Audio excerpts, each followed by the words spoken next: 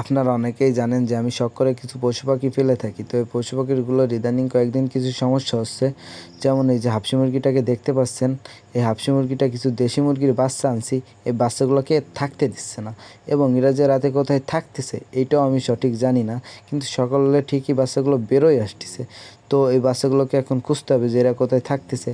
অবশেষে অনেক খোঁজাখুঁজির পরে মুরগির বাচ্চাগুলোকে পাওয়া গেছে। তো এরা পেয়ারা গাছে উঠে বসে থাকতেছে রাতে।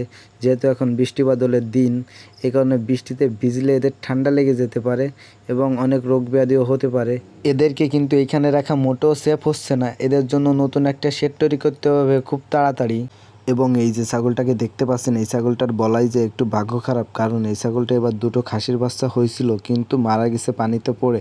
কারণ এইখানে আমাদের অনেক বড় একটা ভুল আছে। আমার আব্বুও বুঝতে পারে নাই যে আজকে এই ছাগলটা বাচ্চা দিবে এবং এর বাচ্চা দেওয়ার ডেটটাও আমাদের সঠিকভাবে মনে ছিল না। এবং এই ছাগলটা হচ্ছে আমাদের বিলের ছাগল এবং বিলের ছাগলগুলোকে আমাদের অত ভালোভাবে পরিচর্যাও করা হয় না।